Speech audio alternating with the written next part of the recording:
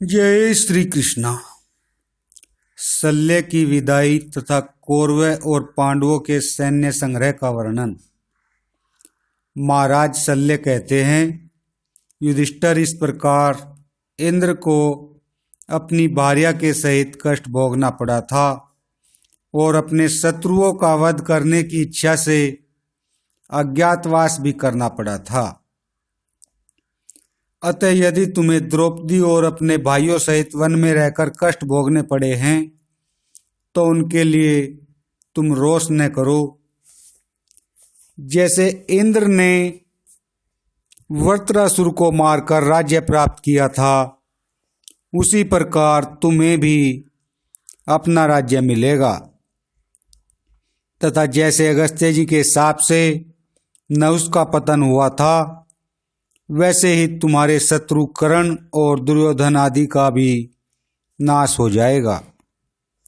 राजा शल्य के इस प्रकार ढांढस बंधाने पर धर्मात्माओं में श्रेष्ठ युधिष्ठिर ने उनका विधिवत सत्कार किया। इसके पश्चात मद्रराज उनसे अनुमति लेकर अपनी सेना के सहित दुर्योधन के पास चले आए।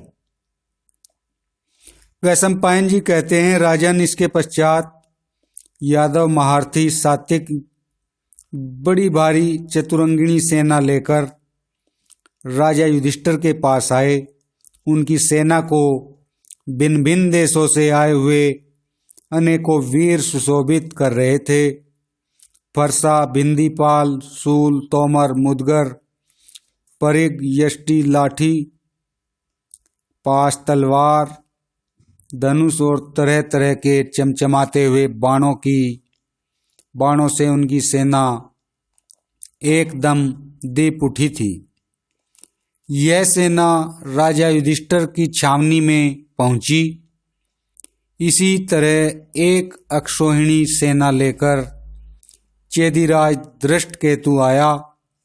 एक अक्षौहिणी सेना के साथ जरासंध का पुत्र मगधराज जैतसेन आया तथा समुद्र तीरवर्ती तरह तरह के योद्धाओं के साथ पांड्य राज भी युधिष्ठिर की सेवा में उपस्थित हुआ।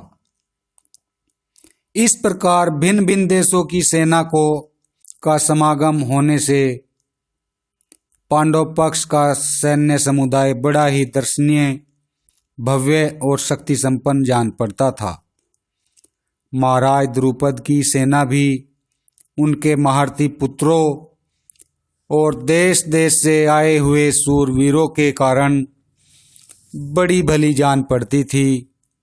मत्स्य देशीय राजा विराट की सेना में अनेकों पर्वतीय राजा सम्मिलित थे। वह भी पांडवों के शिविर में पहुंच गई। इस प्रकार जहां तहां से आकर 7 अक्षौहिणी सेना महात्मा पांडवों के पक्ष में एकत्रित हो गई। कौरवों के साथ युद्ध करने के लिए उत्सुक इस विशाल वाहिनी को देखकर पांडव बड़े प्रसन्न हुए। दूसरी ओर राजा भगदत्त ने एक अक्षौहिणी सेना देकर कौरवों का हर्ष बढ़ाया। उनकी सेना में चीन और किरात देशों के वीर थे।